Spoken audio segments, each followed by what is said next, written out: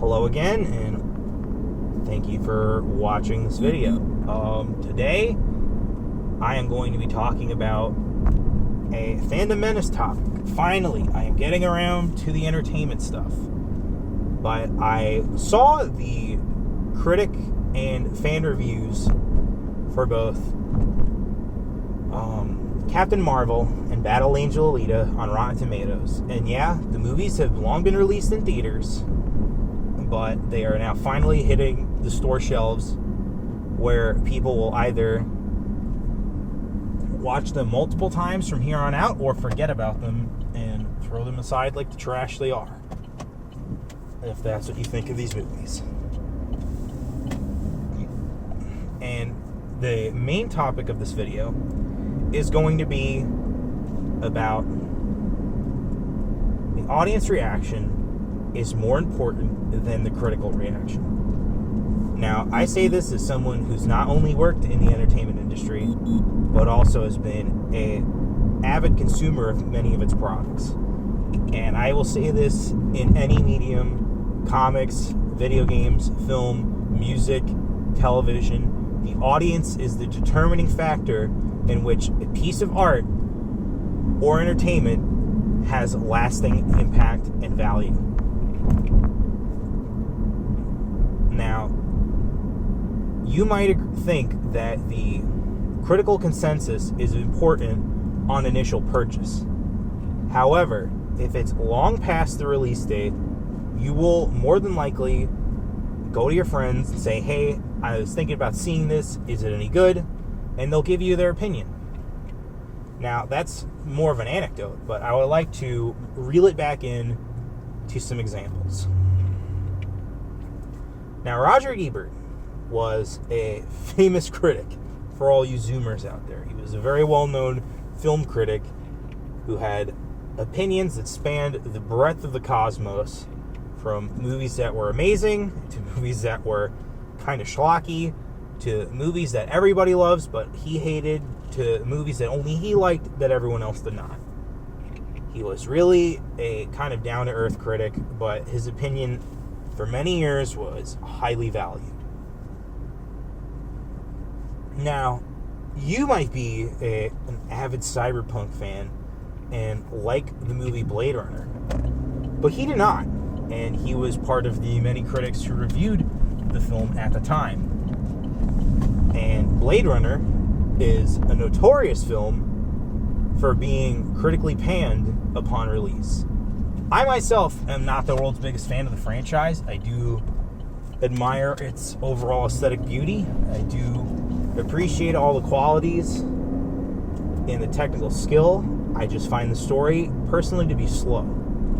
Now, some people can handle that and truly appreciate Blade Runner as this great work of art. And to those of you out there, I say go enjoy that work of art, or call it a work of art if you believe so. You know, art is truly subjective in that it's hard to define what you like compared to everyone else. However, there are many objective great works of art and entertainment that I think people can critically agree on as great or terrible.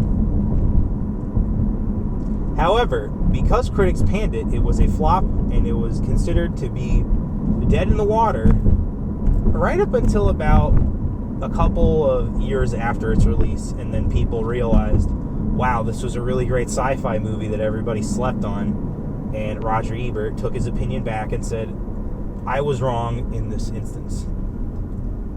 Now, I don't see a lot of critics doing that lately. I see a lot more shilling. I see a lot more pandering to studios.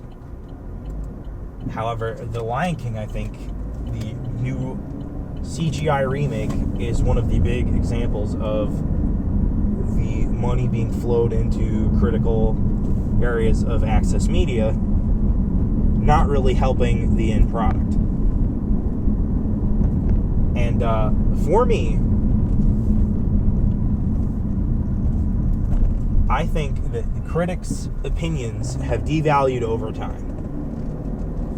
Now, this is not the case for everybody, but more often than not, I will see a movie that is critically panned. Battle Angel Alita being one of them. Ready Player One being my favorite film of last year, whereas not a lot of critics tended to put that film in a high level of pedigree on their year-end lists. And I know these are anecdotal examples, but again, I just want to really get out my points rather than go analytically through all the data. Now for me, I see these critics as losing their power, specifically because there are more people who are willing to just put their opinion out there in the social media age. And with all this, I see that social media has really dictated the way in which we view art and entertainment, because it either creates the flow of viewers to that entertainment or diverts the flow of viewers away from that entertainment. I do not see critics having this kind of power as they used to. You know, people used to watch Siskel and Ebert the same way that you would probably watch one of your favorite entertainment podcasts, and based on whatever they said about the film, they would either go see it or avoid it like the plague. Now, with all that said and done, the other reason that I think the audience has more swaying power than the critics is that there are no name brand critics anymore. You know, Peter Travers is like the only one working that I would consider close, but like you have had to have been a Rolling Stone reader for like decades to really remember that, oh, that's the guy that reviews all the films for Rolling Stone, and be like, oh, hey, yeah, that's the guy. I remember his mustache. But other than that, you'd really be hard to miss on some of these people. Mainly it's because they cycle through publications like it's going out of style. Haha, because it actually is. Or just because they either gave it up or didn't want to do it. But for me, the real reason as to why these critics do not have as much influence anymore as people who actually pay to go see movies is because I believe that there is more investment in the actual reviewing of a product if you actually have to give up something to assess that said product. A lot of these YouTube shows, podcasts, they have to deal with paying for their movie ticket, and they're not part of some critics association in their local city that they get to go get their ticket refunded. They actually have to pay for it and either demand a refund when it is that bad, or just suffer through having made a financial loss based on the quality of said film. And because of that, I feel like their opinions are more genuine, therefore more people will trust them than the person who has the cushy job, maybe is getting paid by the production company to write a good review. And some people, Patrick H. Willems, say that there is no grand narrative to sway opinions towards movies. And I find that to be utter bullshit. Warner Brothers owns Rotten Tomatoes, or Time Warner Media, now AT&T.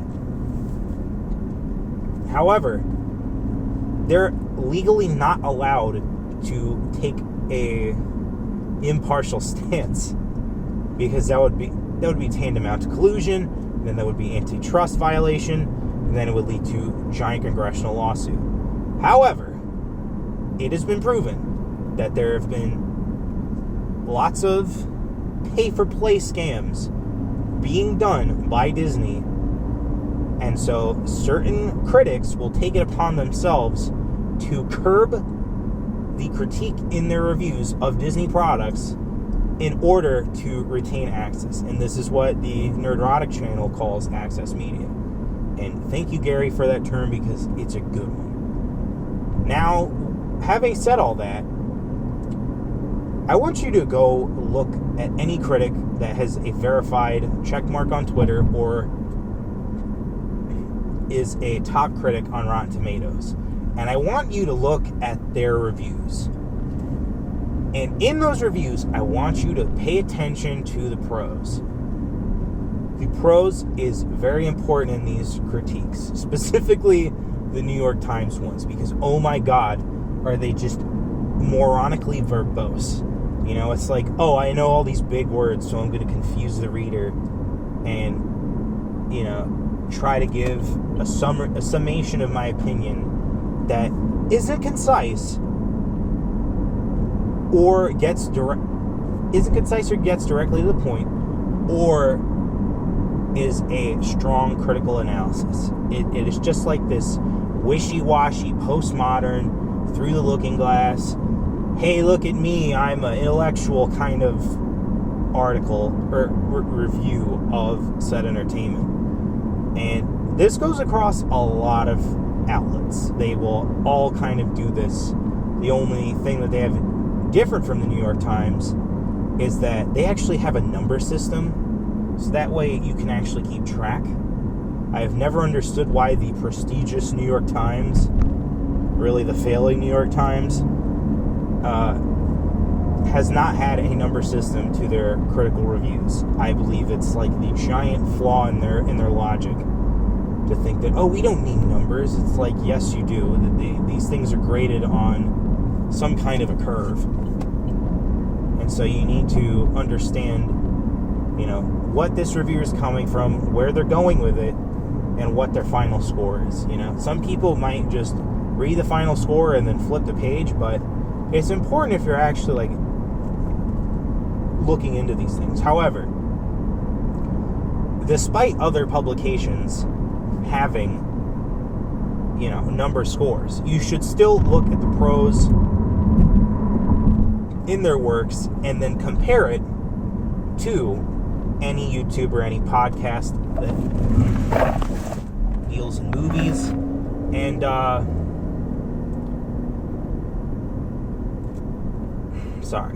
you should look at these critical reviews written in journals, in editorials, and publications, and compare them to YouTubers and podcasters, and see how YouTubers and podcasters don't really use a lot of this fluffy language. They kind of cut right to the chase, and they discuss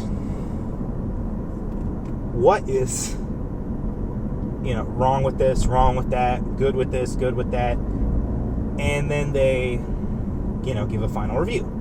You know, it's very clear, it's very concise, and, you know, you're not bogged in ridiculous prose or kind of like unnecessary tangents, and instead you're like just sitting down and watching a conversation roll out as they talk about this movie that you're vaguely interested in. And to me, that is the crux of this entire reviewing atmosphere, is that people really want to know, is it good or is it bad? They don't need all of this misdirection and verbose language to obfuscate the objective goal of, is this movie good or bad? Or is this piece of fiction, entertainment, art good or bad? They want to know because they're investing their money and time into it. And if you can't tell them right off the bat, they're just going to go away. They're going to find somebody else who's like, okay, who holds similar opinions that can get right to the point. You know, it's like back when, you know, we used to talk to people, we would be asking our friends these same questions. And sometimes your friends or colleagues or whoever would be concise enough to the point where you get multiple answers, and then you could really weigh your options very carefully. But instead now we have YouTubers who are not just corporate shills. They are their own person. They do have to pay for these movies, these pieces of fiction, this entertainment. And they have to specifically give an opinion that they genuinely feel. Because if they're not genuine, the audience will snuff them out. You know, this is literally what happened to Monday and Matt. You know, people realized he was just kind of going off the rails, making videos just to make videos. He didn't really have his heart in it anymore. It wasn't genuine. It wasn't honest.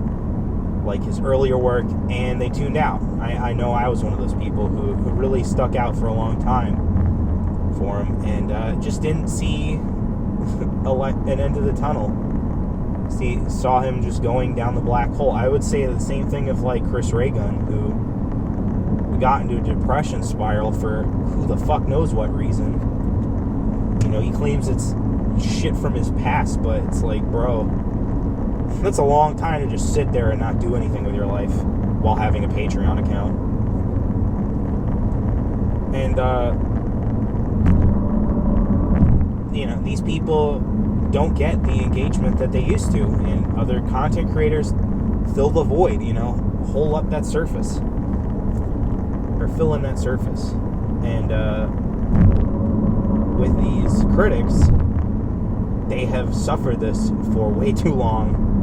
And Peter Travers was smart early on to do his own kind of at the movies, where it was just him talking about, you know, the stuff he wrote, and used his writing as a talking point for the video. But I also don't see him on YouTube, as I probably should, now that YouTube is a corporate hellhole that is shilling out only the approved NPC talking points, or the approved NPC character models, as they really should be called. So, with all that said, I think it is the time of the content creator, the, you know, mainstream, pedigreed, prestigious critic has gone by the wayside.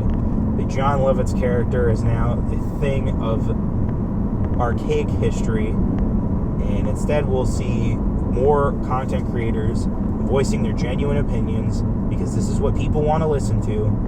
You know, even on the opposite side, if people have genuine opinions as to why certain films like The Last Jedi or Ghostbusters 2016 or the new Lion King are good, people will seek that out because genuinely they agree with that notion, and they will consume that content and value the opinions of said content creators over the corporate shill, the person who is only in it for the access. You know, the Christian Arloff, if you will. And, you know, the days of the critic are numbered. And if you're a critic out there, I'm just going to warn you, tread lightly.